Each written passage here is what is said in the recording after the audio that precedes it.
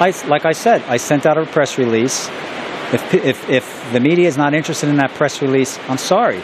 I am not going to enter someone else's dogfight just to please the media. The public knew I had nothing to do with it. You have two people there. You have the mayor and you have his mistress. I'm not part of it. It wasn't me who actually was found with my pants down in Nati Fatua room. It wasn't me who was taking his mistress to free hotel rooms in Sky City. It wasn't me. That wasn't me.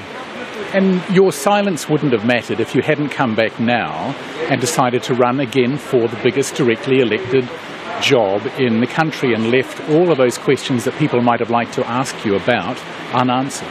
But the public weren't interested in that. It was the media that was interested in that. I care about the public, the people.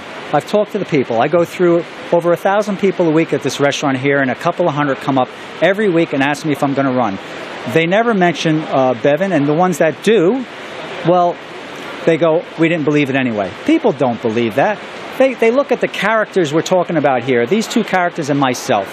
Who do they believe? Well, why wouldn't they believe me? You know, there's no dirt on me. There's nothing in my closets. So why should I actually stand up and have to defend someone else's lie? I don't need to do that. Let's do the three unanswered questions. When did you first find out about a relationship between Bevan Schwung and the mayor?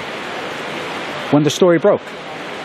She says she's on record in an interview that can still be viewed that she talked to you about it the day before the election. Well, she lied. Not true. Never discussed it with her. And did you ever discuss with her the consequences of how that affair might be used to topple the mayor before or after the election? Do you remember in one of her interviews, she said, John told me it won't go to press. The reason why it wouldn't go to press was because we weren't talking about an affair. She was talking about her being harassed by the mayor. Luigi Wiwiji was more deeply involved on the face of it than you were in that. Have you maintained contact with him?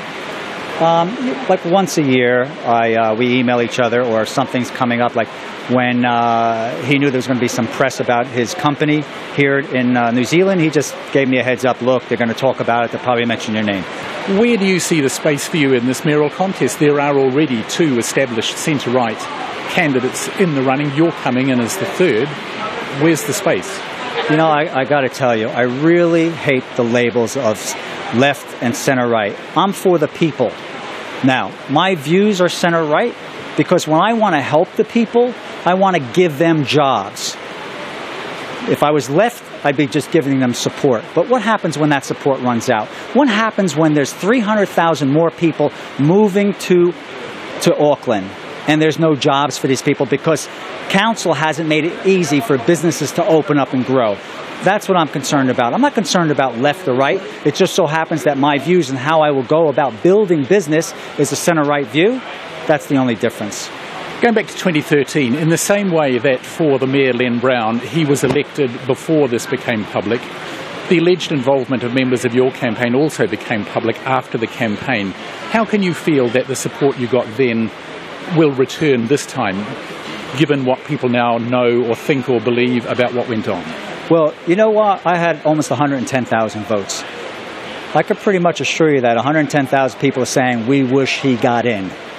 Because they're struggling right now, and they wish Len didn't get in. But that 110,000 was before people knew of the affair and who might have known what and been involved how.